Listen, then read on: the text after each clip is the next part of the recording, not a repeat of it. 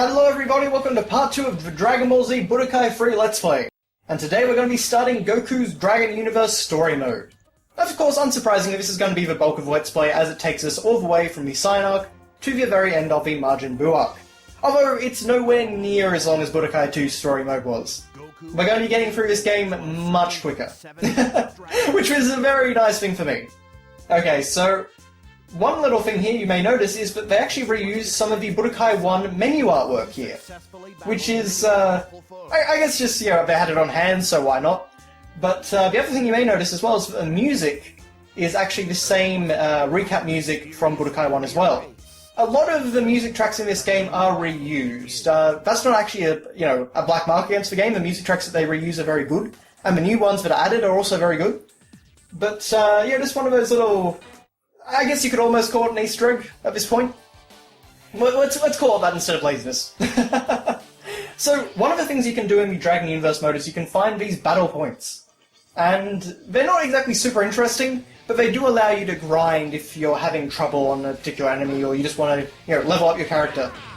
So of course here we found a Cyberman. And they're not exactly a threat, as you can see. I do love all those little dance animations Zoe does while charging up. And you can see that we found 2 of them, so they just kind of, they have, I think it's like 4 or 5 different animations for how they can appear, both the Cybermen and the Cell Juniors. More on them much later. But he's a tricky little thing, but of course no match for my fully leveled up, well not fully leveled up, but level 36 Goku. So I think he's level 36 anyway. Yes indeed he is, so that's a lot of experience. I played this game quite a bit when I was a kid. It was definitely my favourite Dragon Ball game to play, and it still really is my favourite Dragon Ball fighting game at least. If not favourite Dragon Ball game overall. So, now I'm just looking for something, a little bit more interesting than a Cyberman. And, there we are, some little gold bit of broken earth. So, instead of Raditz, we're going to be taking on Broly. Because why not? And that is one of the things I do really like about this story mode as opposed to something like Budokai 2, or even Budokai 1, is that you can actually do some optional fights if you've beaten the game once. So here we have Broly, and as you can see, he is not messing around. He has very high attack power. So this actually may be a little bit of a difficult battle.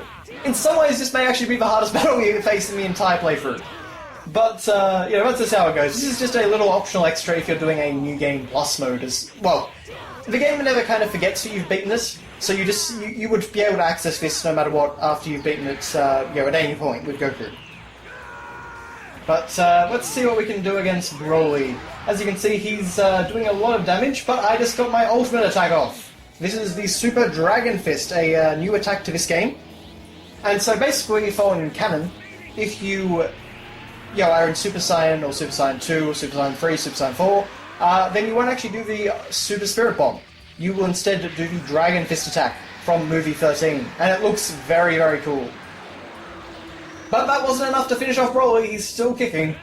So, yeah, this is a pretty difficult match. I will say that, the story mode on the whole is pretty easy. You can actually adjust the difficulty, you can make it a bit harder, but on the whole it's usually not too bad. But, we go into Super Saiyan 4, 10 times Kamehameha, he dodges it. And, oh! Okay, still not over. So as you can see, there's a lot more depth in this game than Budokai 2. So you can see that you can actually teleport around opponents. You do some really, split-second dodges. And that's one of the really cool things in this game. I still find it kind of hard to pull off, in all honesty. But the AI certainly loves to make use of that, so it can make for some very tense battles in dual mode. Okay, we finally got it. We just used the good old Hadouken spamming method. But yeah, so that's just kind of a fun optional little encounter you can do on your second or third playthrough. Okay, so after that, let's go and let's see if Raditz can give us any trouble. So as you can see, my Goku is pretty high leveled up. I was a kid, so I just poured all my points into health and attack power, which, to be fair, does serve me pretty well on this. But, yeah, no build-up or anything, we just go straight into fighting Raditz. You're a complete disgrace, Kakarot! My name is Goku, and I'm from Earth. So, yeah, not much character development here. We're a long way from Budokai 1's, full-on cutscene recreation of the story. I honestly get the impression that the Dragon Universe mode in Budokai 3 was very rushed. In fact, a lot of elements of this game seem to be very, very rushed indeed. And, that's not really a black mark against the game, because there is plenty of content here, and they really did obviously focus on the things that they needed to focus on. It's just kind of a shame that we could have had an even better Budokai 3. And, this was just one of those things. But one thing you may have noticed in the plains area there, as I was talking about last time, there's a lot more detail in these environments now. So there was the crater where the, Raditz's pod would have landed. There was like a lake, there was, this big old tree and things like that. But anyway, so we died, then we got better, and now we're off to fight Nappa. It's really that quick, aside from loading screens. I am cutting out all the loading screens. So the story mode in this game is certainly nothing to write home about. I really did actually like it when I was a kid, just because you got to fly around and, you can hunt down Dragon Balls. We'll do a bit of that later on. But on the whole, it's just kind of, looking at it now, it's just kind of underwhelming.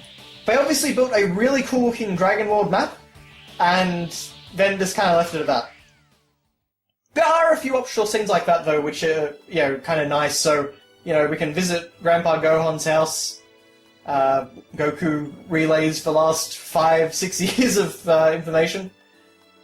But, there's very melodramatic music playing in the background as well. It's the only time I ever found this music in the game.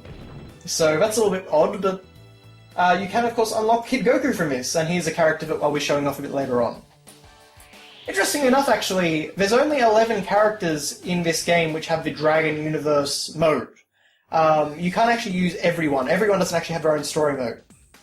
Now, files that are found within the game hint that the game actually was going to have a story mode, at least for several other characters on top of that. And one of those is actually Kid Goku. And it's sort of like a what-if story where Kid Goku travels to the future, and there's a lot of very cute banter, honestly, between like him and Bulma and him and Vegeta. Like, he insults Vegeta's haircut, which is great. Lots of things like that, and Vegeta, the moment Vegeta sees him, he's just kind of like, "Oh, is this Bulma's doing?" So there's some things like, some great kind of interactions that you don't get in the existing story mode. So it feels like a lot was actually cut out from this game, including also some other GT characters. You saw before that Super Saiyan 4 is actually in this game. Well, there was also references to some other characters. I believe, Baby Vegeta, Janemba, and Super 17. So they would actually make it into some other games of this style on, the PSP and on, in Infinite World on the PS2. But unfortunately, they didn't quite make the cut for Budokai 3. Okay, so now time to take on Nappa. Leave now. Otherwise, I'll have no choice but to... A little bit different to the actual dialogue in the show, because I believe the name of this episode, in Japanese anyway, is Goku's Quiet Fury or something. And, at this point in the series, Kuririn actually comments on how he's never seen Goku this angry than he is against Nappa. Goku is really angry when this fight starts, so it's a bit different to leave now or I'll destroy you. Very Superman, I guess, this style thing. But Nappa is still using his Bomber DX. Goku, of course, has a new attack, the Dragon Fist, which is a really awesome physical attack. You can see that I can actually chain it into a, sort of warp or teleportation combo. And you can just kind of keep batting Nappa around the screen. That's a lot of fun to do. And it really only uses one button. It's just about timing presses of the circle button after your opponent gets knocked away. Goku, can't we go somewhere? Okay, so we actually do get a little bit more story here. So, of course, Kuririn hinting at going to Namek and things like that. It's all pretty basic. But at least if nothing else, the artwork is good, even though it is just still artwork, and all these scenes are actually fully voice acted, which is different to Budokai 2. Now, what actually happened there is the game just suddenly launched me into a cutscene. And, here's Yajirobe! Yay! And then we're back. I have no idea why the game just does that. It was the only time that ever happened to me in the game. But, yeah, there you go. Okay, Vegeta, let's settle our business here. Now, unfortunately, my disc is a little bit scratched. In fact, a lot scratched, because I took it everywhere with me as a kid and I played it all the time. I adored this game at the time. So, unfortunately, some of the voice clips in this game and some of the music clips in cutscenes don't actually play. I'm just left with sort of this weird silence and, crossing my fingers that the game doesn't crash. But, yeah, just in case you, hear a bit of silence in the background, that's why. But here we have the Goku vs Vegeta fight. So we're powering up into Super Saiyan. I actually meant to go Kaioken, but unfortunately I had a little bit too much ki. But that's not a big deal.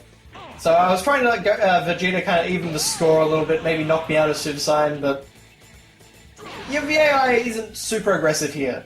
Much less aggressive than it is in versus mode. I can definitely say that. Okay, so never mind to that then, let's just start doing something. And that actually demonstrates something that was new in this game, and that's volleying ki blasts. So if you actually time your block press, you can actually knock a ki attack back at your enemy. And the timing's not too strict, it's not too hard to pull off, but it's just a really cool mechanic that adds a bit more depth. And another thing you can actually do in terms of blocking is you can time your press of the X button, and as long as you've got enough ki, your character will instantly... They'll actually dodge out of the way, rather than just blocking the damage, they'll actually dodge. And it can be a very effective way of avoiding some very powerful attacks. The other thing you can do as well to counter grabs is if you press the grab command at the exact same moment that you're getting grabbed, you actually kind of counter it, you'll block it out. You won't actually grab them yourself, but you will actually, you'll avoid taking that damage. So there's a lot of mechanics like that that just kind of, when it all comes together in this game, it all feels really good. It's not, it's not like Street Fighter, it's nothing that complicated, but at the same time, it's not nearly as simple as the previous two Budokai games. It has enough depth to be able to, keep me coming back to it for the past, 10, 11 years now? Which is pretty impressive. Vegeta, you're already calling him a clown, are you? It's one of those slightly strange dubisms I've always found, the clown line. But, I mean, I guess it works. Vegeta's never really impressed with how thick-headed Goku can be. Okay, and then we get our end of saga recap. So, Vegeta goes away, and yeah.